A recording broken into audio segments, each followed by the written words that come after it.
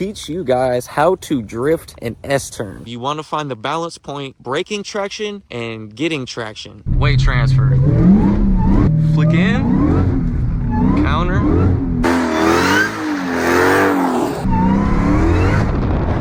Straight. We're in Las Vegas victory lane for Fox Television. Ricky Bobby, today's big winner. Heck of a win for you today, but it seems as if you either win or crash the car trying to win. Well, Dick, here's the deal. I'm the best there is, plain and simple. I mean, I wake up in the morning, I piss excellent, and nobody can hang with my stuff. You know, I'm just a big, hairy American winning machine. If you ain't first, The bumper you're last. kind of good there, You know, my guy. what I'm talking about? That phrase, trademark, not this for Ricky Bobby. They didn't see nothing. Hello, I'm Jensen. What's going on, everybody? Hope you're having a great day. If you're new to the channel, make sure you like and subscribe. So I'm out here in the rain today getting wet to teach you guys how to drift an S-turn. Got a fat S-turn right behind me. So if you guys haven't seen any of the previous tutorials that I've done, they're more of like the beginning stages, you know, what modes to have the car in. Then this is kind of specific to Chargers, not necessarily Hellcats, but Chargers, automatic Chargers, because there's going to be a lot more different techniques and stuff if you're in a manual and you have an e-brake. It just all depends on the type of car that you're driving. These tutorials are kind of more towards the Hellcat crowd because that's the car that I'm driving. As you guys know, a few different mods to this thing, so it's going to drift a little bit better than a stock Hellcat. Car makes 921 horsepower to the wheels. It's on coilovers, a bunch of adjustable suspension arms, stuff like that. But with that being said, I did a few different driving tutorials in the past. And let me know if I should do some updating ones, because I've got a lot better driving since like the 3 years that I did the last one. Definitely going to need a car that has a welded diff or a LSD, something that's gonna spin both wheels. This is not anything for a one-legging vehicle. You definitely need posi to get this done. Let's start there. And then since it's raining out today, it's a little bit different than it would be in the dry, but let's get into the vehicle first. Gonna want to need some traction on your tires. Don't want super ball tires, because when you let off the gas, you're gonna want to catch traction when you want. If you have no grip on your tires, you're obviously gonna slide for a lot longer, and when you're sliding up S-turns and doing things like that, you'll want to be able to let off the gas and catch traction if you're heading towards the outer edge or something like that. New tires, and then definitely have your traction control, stability control completely off. In these cars, it's super simple. All you have to do, hop in, obviously turn the car on, duh, and then put it in whichever SRT mode that you would like, and then you hit the traction button for 7 to 10 seconds, and it'll turn it completely off. So you'll be driving on your own. No stability track, no traction control whatsoever.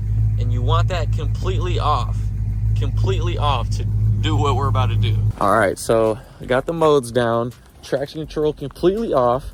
Got new tires on. Should probably have around 35 to 40 psi in the rear tires. Another thing is you definitely want traction in your front tires. I always keep really nice sticky front tires on my car. I have maximum traction in the front, and then I buy whatever type of tires in the rear, because it doesn't necessarily matter what you're running in the rear. You always want traction up front to be able to steer the car and throw it where you want. New tires in the rear, doesn't matter what they are, can be grippy, hockey pucks, whatever. 35 to 40 psi in the front. You want some nice at least semi sticky tires up front. 36 to 38 psi in the front ones, so they'll have a little bit more traction. The rear tires pumped up a little bit more. It doesn't necessarily matter. It matters more in low horsepower cars, but since these cars come with so much power, you don't really have to, you know, air the rear tires up like that. Okay, so looking at this turn, it's a straightaway into a left-hand turn, and then it snakes up into a right-hand turn, and the whole turn is elevated up. The elevation plays a drastic part when you're driving and drifting, especially in the rain, because there's not going to be as much acceleration, because when you're on the gas and you're sideways, you're going to be picking up a lot of speed. But since this is all uphill, then you're not going to be gaining speed. There's going to be like a point where you get where it's going to be like your maximum top speed of that corner. So since this is all uphill, when you start to hit the gas, you're only going to reach a certain amount of top speed. And I'll obviously be demonstrating this in the car in a second, but I wanted to do a quick walkthrough to show you guys how I would hit this turn. So I would be coming up, I'd be in my vehicle, I'd be in 3rd gear. What you should be is probably 2nd gear. So I'd come up to the turn, traction control off, crank the wheel to the left as I'm hitting the gas. As you hit the gas, it's going to break loose and the rear end is going to kick out this way. At that point, you turn into the turn to counter steer, keeping the front wheels pointed in the direction of the turn and not that direction, not that direction. You want them pointed straight throughout the whole turn, exactly like you would if you're driving normal, but the ass end is sideways. So turn to the left, hit the gas a little bit, it's going to start to kick out. You turn into the turn, start to counter steer on the gas, and you're hitting the gas just to keep 0 traction in the rear. Okay, you're not trying to red line. You don't want the most smoke. It's raining outside. You're not going to get any smoke anyway. So you just want to hit the gas to lose traction in the rear and keep that loss of traction. So you want to find the balance point, braking traction and getting traction, and keeping the throttle input just above the traction so you can keep loose, stay in the turn. And like I said, you're going to want to keep counter steering up.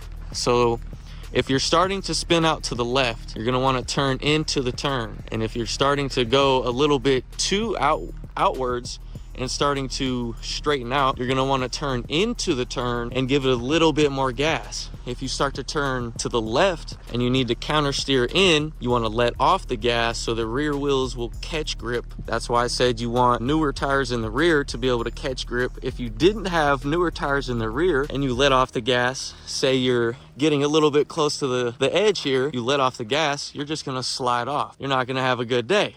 So you want that new tire in the rear, so when you let off the gas, it'll catch grip and then it'll start to slow down the slide. You'll start to catch traction and straighten out. At that point, you get back on the gas, so that way it'll lose traction once again. And then once you get to the point where you want to transfer your turn, it's the same thing as the entry down there. All you do is your front wheels are pointed straight, car's a little sideways. So think of it like this. You're doing the opposite side. So when you're about to transition, your car is most likely going to be pointed this direction because this was a left-handed turn. Your car is going to be pointed like this. You're going to be looking upwards, but your wheels are going to be pointed directly straight. So you're going to be going like this. From this side, counter steer to this side, and then your car is going to be like this, okay? But you're still going to be keeping your front wheels pointed in the direction that you want to go. And since it's wet outside, you're going to slide a lot farther than you would in the dry. It's a little bit sketchier to try a S-turn like this in the wet rather than the dry. Let me show you guys in the car real fast. Okay, so I'm not going to hit it. This is just a quick walkthrough to show you guys what I would do. So coming up into the turn, I would cut left as I'm approaching the left hand, and I would hit the gas. So when you hit the gas, the car will start to kick sideways like I was talking about. So you'll be sideways coming around this turn, and by the time you get to about here, your car will be pointed in this direction and your wheel will probably be about here, because about here the front wheels are pointed straight up the hill, and that's where I want to go. I want to go straight up the hill. So while you'll be transitioning about right here, there'll be a small let off the gas to feel that transition, feel the traction that you're getting. If you have too much traction, then you want to get back on the gas. If you don't have enough, then you want to let off a little bit still. And then by the time you're about right here, you'll be pointed in the opposite direction with your wheel pointed about here. because the front wheels are pointed up the hill straight. So that's one main thing that I stress in all of these videos. You want your front wheels to be pointed in the direction that you're going. Now, if I were to hit this going downhill, it'd be a whole lot different. I would have to left foot brake a bunch because I don't have an e-brake, and I would gain a ton of speed going into that bottom turn. So let's just let's just stick to going uphill for now. We'll leave the downhill to a different tutorial. I'm gonna go second gear, flick in, counter.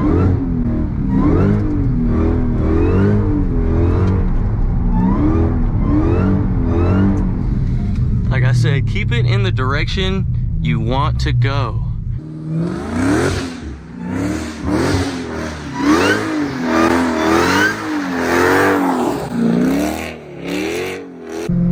Try it again.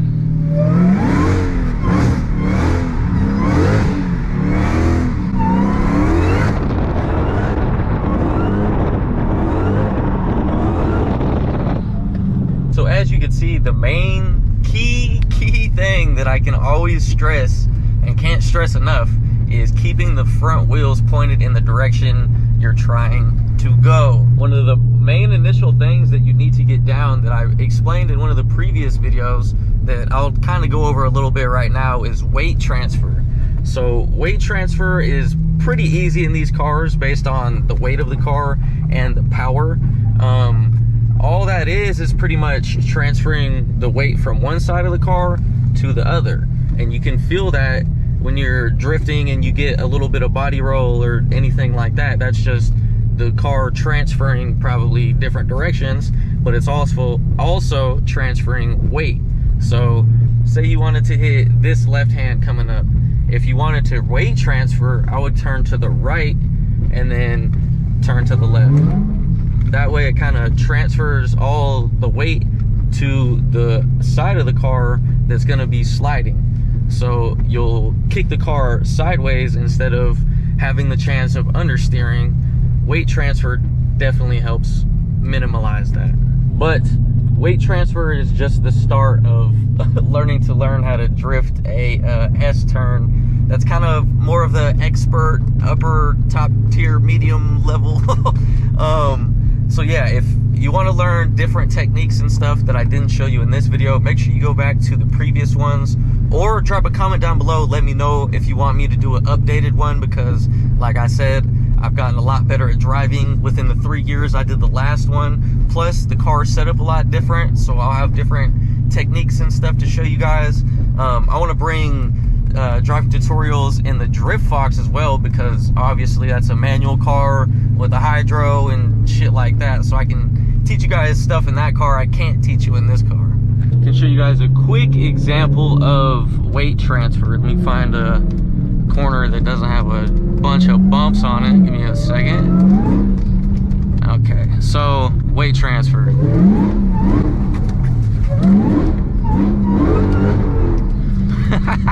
Probably not the best thing to do on a road like this, but weight transfer. You turn one direction to go the other direction. That's why, like, if you ever hear some people say turn left to go right, they're kind of right, you know, because you gotta turn left to go right. For example, turn left, go right. But you want to keep the front wheels pointed where you want to go. See, if I was pointed in the other direction, I would have spun out, or, you know, there's multiple variables that could have happened, but keep them in the direction you want to go. Same with this turn. Straight. So that's just a quick little tutorial for you guys. I hope you enjoyed it. I know you guys like the past tutorials, so I figure, you know, I might as well bring some back. If you want to learn something specific, drop it down in the comments below. That way, you know, I'll know what the hell you guys are trying to learn. But anyway, thank you guys for watching. I appreciate it. If you like to support the channel, and it really supports the channel a lot, go to HelloClothing.com, grab you some merch, and I'll see you guys in the next video. Don't forget to like, subscribe, comment, share, hit the bell, thumbs up, all that stuff. Once again, thank you for watching, for real. Appreciate you guys. See you in the next one. Doses. We're in Las Vegas victory lane for Fox Television. Ricky Bobby, today's big winner. Heck of a win for you today, but it seems as if you either win or crash the car trying to win. Well, Dick, here's the deal. I'm the best there is, plain and simple. I mean, I wake up in the morning, I piss excellent, and nobody can hang with my stuff. You know, I'm just a big, hairy American winning machine. If you ain't first, The bumper you're last. kind of good there, You know, my guy. what I'm talking about? That phrase, trademark, not producer Ricky Bobby. They didn't see nothing.